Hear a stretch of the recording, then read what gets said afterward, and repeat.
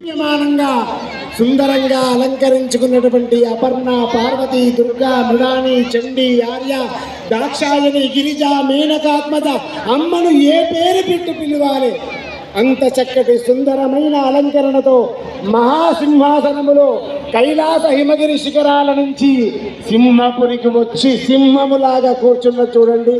మరి ఈరోజు టీవీ5 హిందూ ధర్మం సౌజన్యంతో మరి వేముల ప్రశాంతి గారు అలాగే ఆ పుణ్య దంపతులు వారి కోరిక మేరకు ఖచ్చితంగా మా సింహపురిలో కూడా ఈ అద్భుతమైనటువంటి కళ్యాణము జరగాలని మరి చైర్మన్ గారికి అడిగిన వెంటనే వారు ఇంత చక్కటి ప్రతి సంవత్సరము చేసేటువంటి కళ్యాణాన్ని మా భగవద్బంధువులు, మా సింహపురి పట్టణ ప్రజలు, మా కాన్స్టిట్యున్సీ ప్రజలు, ఇరు గ్రామాలు, ఈ చుట్టుపక్కల ఉన్నటువంటి ఈ మహానగరము సింహపురి నగరం మామూలుది కాదు. దేవలోకము ఎక్కడ ఉంది అంటే సింహపురిలో ఉంది. సింహపురిలో ఉంది. ఆకాశాత్ పతితంతోయం యదా గచ్చతి సాగరం సర్వదేవ నమస్కార. ఈరోజు సర్వదేవతలు సింహపురికి వచ్చి వర్షము రూపము, అక్షతల రూపములో ప్రతి ఒక్కరి ఇక్కడ అక్షతలు అందరికీ రావు కదా. ఆది దంపతులే ఆనందపడి అక్కడ ఉన్న పండితులు మా దాకా రారు కదా, అయ్యయ్యో మేము ఎన్నికల లైన్లో ఉన్నాము అనుకుంటున్నారా? ఆది దంపతులు పైన కూర్చున్న వాళ్ళకంటే ముందు చూపు మీ పైననే ఉంది, చూడండి, మీరు గమనించుకోండి. కాబట్టి అక్షతల రూపంలో వర్షం కురిపిస్తున్నారు. ఇంత చక్కటి ఈ సింహపురి దేవలోకములో మా దగ్గర ప్రతి సంవత్సరం చేసేటువంటి ఈ కళ్యాణాన్ని మరి ఎంపీ గారు, ఎమ్మెల్యే గారు ఇద్దరు తిరుమల తిరుపతి దేవస్థానం చైర్మన్ గారికి అడిగిన వెంటనే ఈ కళ్యాణము ఈ సంవత్సరము ఎక్కడో ఉండే కళ్యాణము సింహపురిలో జరగడానికి ముఖ్య కారకులైనటువంటి ఆ పుణ్య దంపతులకు, ఆది దంపతుల అనుగ్రహం. ఇంకొక చివరి మాట అరక్షరంలో ముగిస్తా, వర్షము ఆపుతుంది. ఏడుకొండల వెంకటేశ్వర స్వామి తండ్రి నాయన 7 కొండలపైన కూర్చొని కలియుగ ప్రత్యక్ష దైవంగా ఉన్నటువంటి మహానుభావ, ఈ కలియుగాన్ని సంరక్షిస్తున్నటువంటి దేవాది దేవ, ఇక్కడ జరిగేది నీ సోదరి వివాహం నాయన, నీ దండం పెడతా, నీ పాదాలకు నమస్కారం. ఒక్కసారి ఆపవలసిందిగా చూడండి ఆగుతున్నది. అందుకే కలియుగ ప్రత్యక్ష దైవం అని ఎందు గురించి అంటారంటే ఇందు గురించి అంటారు. నిదర్శనం ఆగిందా లేదా? కలియుగ ప్రత్యక్ష దైవము అని జరిగేది ఎవరి పెళ్లి? సాక్షాత్తు తన సోదరి ఆడపడచు. ఆ తల్లి ఎవరు? సుమంగలిగా ఉండాలని కోరుకునే ఆడపడచులకు సుమంగలి తత్వాన్ని ఇచ్చేటువంటి మహాతల్లి.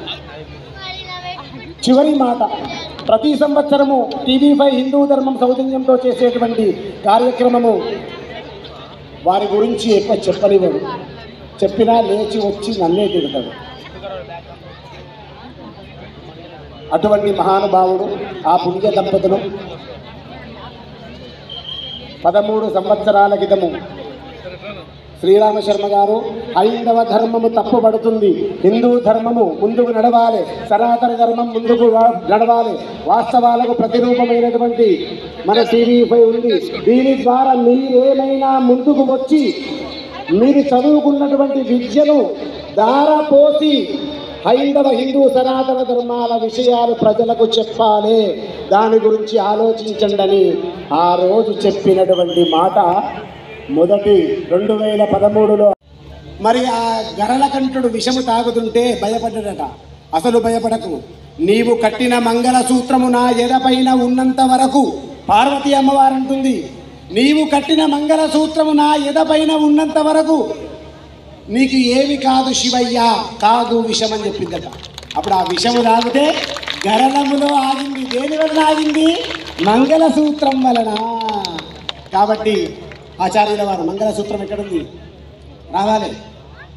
మా సార్ నా దగ్గర చూస్తున్నాడు. సరేలా అస్తు. మంగళ వాయిద్యం చక్కటి గానం వై మీ అందరికీ మంగళసూత్రం చూపిస్తున్నాను.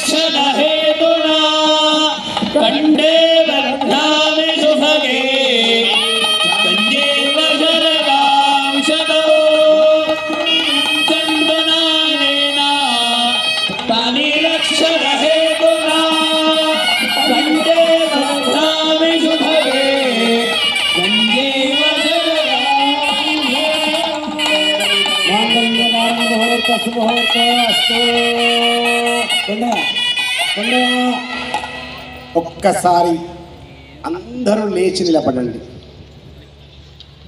ప్రతి ఒక్కరూ లేచి నిలబడాలి. అంటే ఈ క్షణము ఆనంద తాండవం చేస్తున్నారు. మీకు విషయం తెలుసా? అమ్మవారు అడిగిందట విశ్వజగజ్జనని, బ్రహ్మను, విష్ణుమూర్తిని, ఈశ్వరుని ముగ్గురిని పిలిచి ముందు బ్రహ్మదేవుని అడిగింది సృష్టికర్తగా, ఏమయ్యా నా రూపంలో ఉన్నటువంటి సరస్వతిని వివాహం చేసుకుంటున్నావు, నువ్వు ఎంత చక్కగా చూసుకుంటావు, నీ హృదయంలో ఏ స్థానం ఇస్తావు అనగానే నా నాలిక పైన నా భార్యను పెట్టుకుంటాను అన్నాడు. ఇక విష్ణుమూర్తి ఏమన్నాడు? నా వక్షస్థలములో నా లక్ష్మీదేవిని పెట్టుకుంటాను. అదే ఈశ్వరుడు ఏమన్నాడు? నా సగము శరీరాన్ని అర్ధనారీశ్వరుడు రూపంలో ఇస్తా అన్నాడు. అందరూ నేను చెప్పే శ్లోకం చెప్పండి.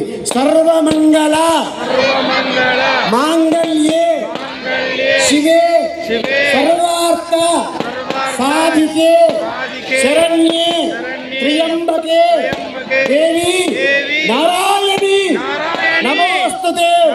హర నమ పార్వతీపతయే హర హర మహాదేవ. రెండు రేఖలను చూపెట్టండి. ఏడుకొండలవాడ వెంకటరమణ గోవింద గోవింద గోవింద గోవింద అనే మూడు అక్షరాలకు అర్థం తెలుసుకోండి ఎప్పుడన్నా. అంత అద్భుతమైనటువంటి పదం. మరి మనస్ఫూర్తిగా కూర్చోండి అందరూ కూడా. తలంబ్రాల కార్యక్రమము మరి